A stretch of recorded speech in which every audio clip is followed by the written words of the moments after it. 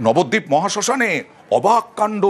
দাবি করা হচ্ছে প্রায় 100 থেকে 150 দেহ লোপাট, কবর খুঁড়ে সমাধি করা যে দেহ, সেই দেহ লোপাট হলো কিভাবে? তদন্তে পুলিশ পিকেট বসলো।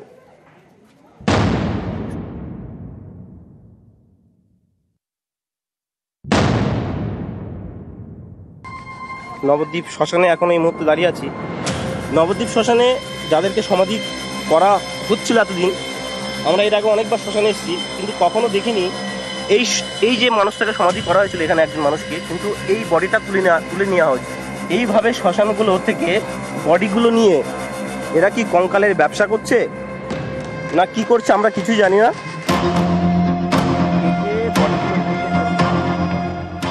নদিয়ায় গঙ্গার ধারে শ্মশান, নবদ্বীপ মহাশ্মশান। এখানে চুল্লিতে দেহ দাহ করার পাশাপাশি বৈষ্ণব সন্ন্যাসীদের দেহ সমাধিস্থ করা হয়। সম্প্রতি নবদ্বীপ শ্মশান নিয়ে একটি ভিডিও ভাইরাল হয়। যুবকের অভিযোগ, নবদ্বীপ শ্মশানের সমাধি থেকে একাধিক দেহ তুলে নিয়ে যাওয়া হচ্ছে। নবদ্বীপ শ্মশানে এখন এই মুহূর্তে দাঁড়িয়ে আছি। নবদ্বীপ শ্মশানে যাদেরকে সমাধি করা হচ্ছিল এতদিন, আমরা এর আগে অনেকবার শ্মশানে এসেছি, কিন্তু কখনো দেখিনি এই যে মানুষটাকে সমাধি করা হয়েছিল এখানে একজন মানুষকে, কিন্তু এই বডিটা তুলে নেওয়া হয়েছে। এইভাবে শ্মশানগুলো থেকে বডিগুলো নিয়ে এরা কি কঙ্কালের ব্যবসা করছে না কি করছে আমরা কিছুই জানি না।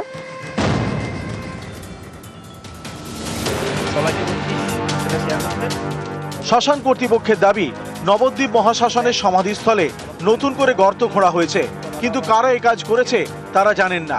এ নিয়ে থানায় অভিযোগ জানানো হয়। গিয়ে দেখি যে হ্যাঁ, দুটো সমাধির জায়গায় গর্ত খোঁড়া রয়েছে এবং আমরা সঙ্গে সঙ্গে থানায় জানাই। থানা থেকে এরা পুলিশ যায়, মানে হয়তো অসৎ উদ্দেশ্যে নিয়ে কেউ বা কারা গর্ত খুলে রেখেছে দুটো সমাধি। এই ভিতরটা তো আমরা বুঝতে পারছি না যে বডি তুলেছে কি আদৌ তোলেনি। সমাধি থেকে দেহ উধাও, এ নিয়ে উদ্বেগ। শনিবার নবদ্বীপ শ্মশানের সমাধিস্থলে পুলিশ পিকেট বসানো হয়। স্কেলিটন মিসিং আছে ওখান থেকে, ওই সমাধিস্থল থেকে। আমি পার্সোনালি ভিজিট করেছি, আবার অনেকটা জলে বসেও গেছে। ওখানে কি ওই অভিযোগের ভিত্তিতে মামলা রুজু করেছি, তদন্ত হচ্ছে।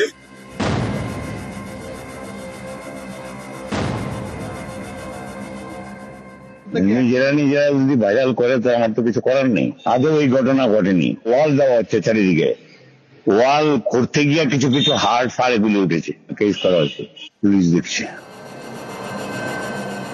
নদিয়া থেকে রঞ্জিত সরকার, নিউজ 18 বাংলা।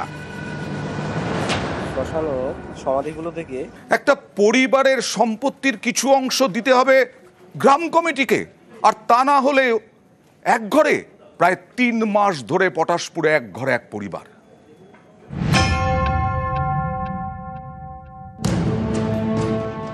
মাতব্বরদের রোষ, নিজেদের সম্পত্তি গ্রাম কমিটিকে লিখে না দেওয়ায় এক ঘরে পরিবার।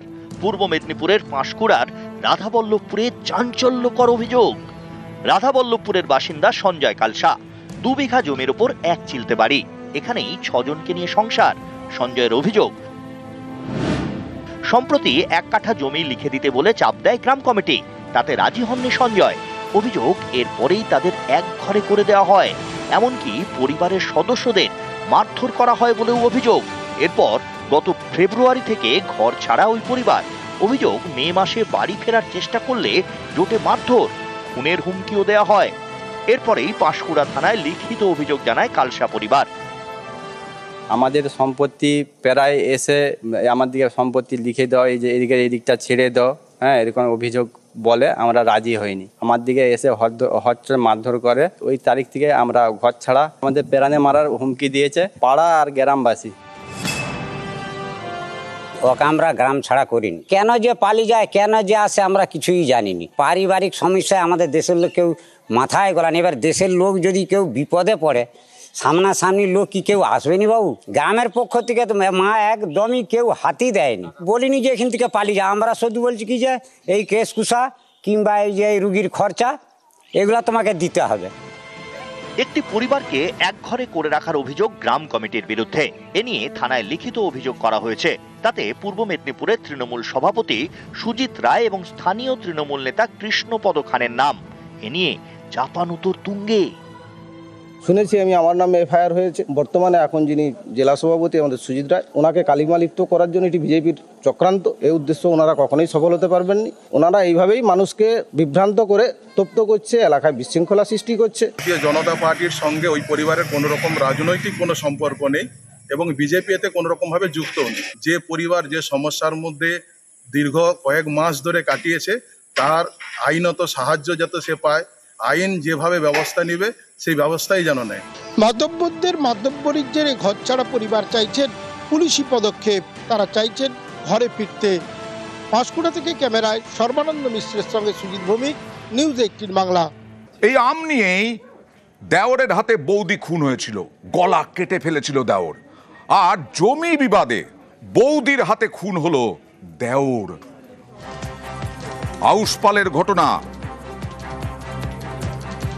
বৌদির হাতে দেওর খুন।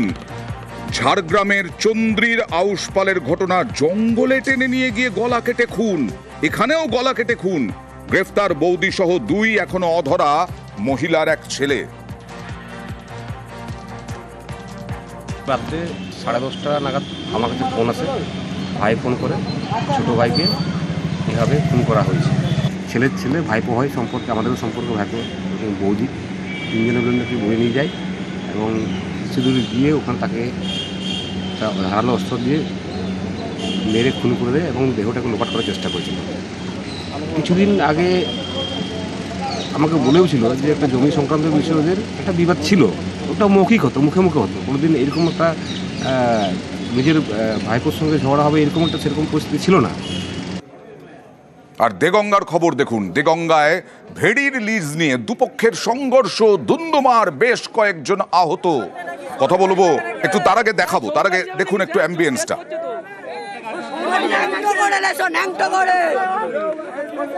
কথা বলবো প্রতিনিধি জিয়াউলের সঙ্গে। কেন এত ক্ষোভ? কারা লিজের টাকা পাচ্ছেন না, কেন দিচ্ছেন না যাদের দেওয়ার কথা? দেখো, হাড়োয়া বিধানসভার দেগঙ্গা 1 নম্বর গ্রাম পঞ্চায়েতের দোগাতিয়া এলাকার যে সমস্ত প্রায় 200 থেকে 250 বিঘে জমি রয়েছে, যেখানে মাছ চাষ হয়, ভেড়ি, অর্থাৎ সেই জমিতে বছর 10 আগে বেশ কয়েকজন মানুষ এলাকারই তারা সেই জমি লিজ নেয়। কিন্তু লিজ নেওয়ার পরে যে চাষিদেরকে লিজের টাকা দেওয়ার কথা, সেই টাকা তাদেরকে দেওয়া হচ্ছে না। দীর্ঘ 10 বছর ধরে এই ক্ষোভ রয়েছে এলাকার মানুষের। বারংবার তারা প্রশাসনকে জানিয়েছে, বারংবার তাদের সাথে বসা হয়েছে, কিন্তু কোনো সমাধান সূত্র হয়নি। আজকেও ঠিক তাই নিয়ে কথা কাটাকাটি হয়, কেন টাকা দেওয়া হচ্ছে না। তখন অতর্কিত যারা এই লিজ নিয়ে চাষ করছিল জমি, তারা গিয়ে অতর্কিত হামলা চালায় চাষিদের উপর। প্রায় এই ঘটনায় প্রায় 8 থেকে 12 জন আহত হয়েছে। দেখো, এখনো পর্যন্ত কোনো সমাধান সূত্রে ঘটনাস্থলে উত্তেজনা হয়েছে। তার কারণ যে সমস্ত জমি মালিক যারা চাষ করছিলেন, যারা লিজ নিয়েছিলেন, তাদের মধ্যে ইতিমধ্যেই কিন্তু 4 জনকে গ্রেফতার করেছে দেওঙ্গা থানা পুলিশ। ফলে এলাকায় একটা যথেষ্ট উত্তেজনা রয়েছে। দেখা যাক এই সমস্যার সমাধান কবে করতে পারে প্রশাসন।